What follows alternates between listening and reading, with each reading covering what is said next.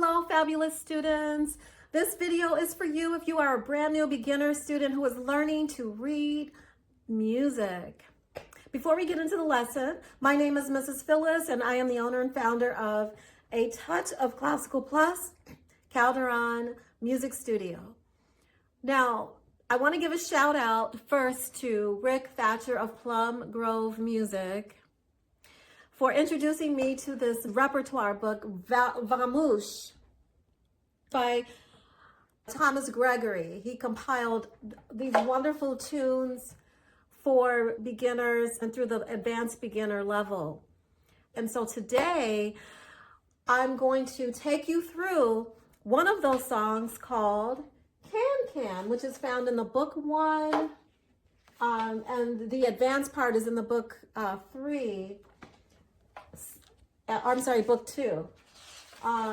Today's video, we're going to focus on the book 1, which is, so it's number 10. And those of you who work with me have already received this sheet music. So it's the number 10 piece in the book, and it's the can. And so we're going to go through what that is. Before we get into it, I want to just talk you through the piece. You have your music. It looks like this. It's all open strings. So we're reading open strings on the staff. You have already learned the basics, how to hold your violin, how to hold your bow. And we've looked at rhythm patterns. So this particular piece deals with the rhythms, quarter notes and quarter rest, and 2 eighth notes. So we're going to talk through all of that. And so let's get into it.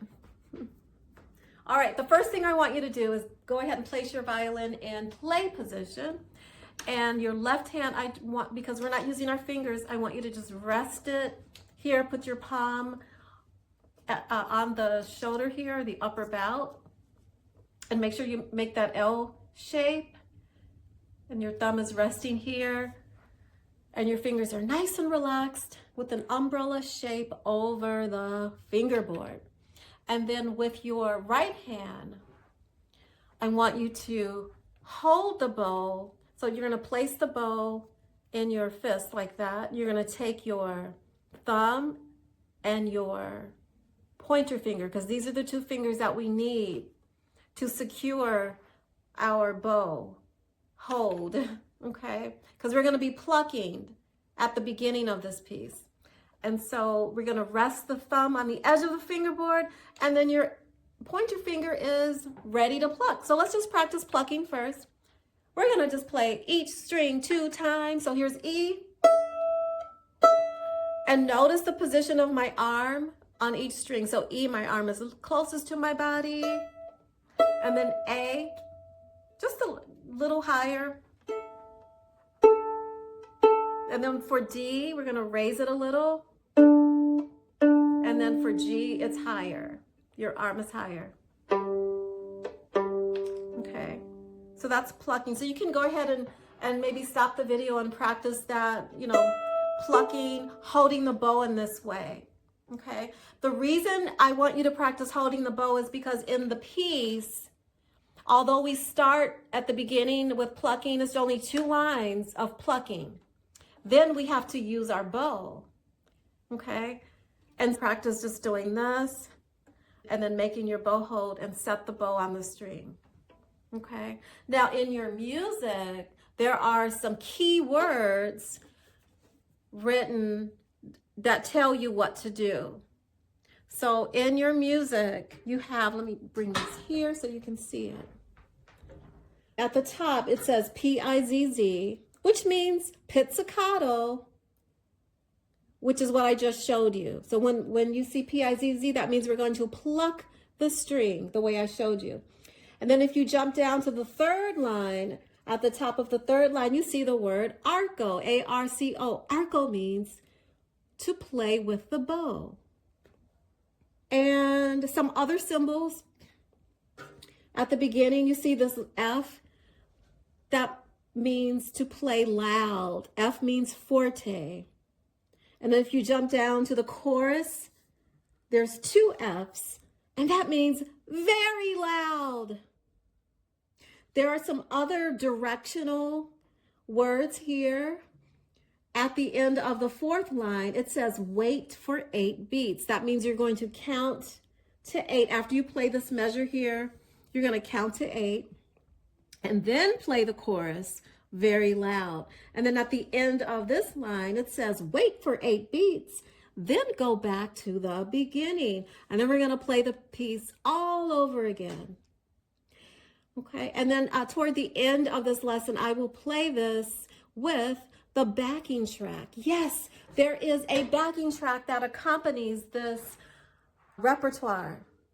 And I will play the slow version, and some of you have already received this. And so this video serves as a supplement to what I sent and a supplement to what we have been working on in our class time together. Okay, so now let's get into it. We're going to play through this piece, and I'm going to turn the backing track on so you'll know exactly how to practice this piece. Before we do that though, let me just review very quickly the types of rhythms we have in this piece. And I know we've already gone over this, so I know for those of you who are like, can we just get to it already? But let me just go over it one more time because a review is always good. In this piece, we only use quarter notes, quarter rest, 2/8 notes. That's it. That's our rhythm pattern. Okay. And this piece is in the time signature. The time signature, those 2 notes at the beginning of the music, they always sit after the clef sign. And if you are a violinist, you read in the treble clef, which means high. Okay. Oh, all of these words that I said earlier, these musical terms that I mentioned, please don't forget to write them in your music journal if you have not done that already. And especially if these were new terms to you, like pizzicato or forte, and those things I talked about earlier. All right, we were talking about the rhythm pattern. So at the beginning, we have our quarter notes, the quarter rest. I want you to also look at the pattern of the notes. And again, these are open strings that you are reading. Open strings, and it starts on A. We're only using 3 open strings, violinists. Your A, D, and G. That's it. Open A, you know that it lives in the second space. The open D is in the space that sits right up under the first line. It's like the doggy's head is under the fence.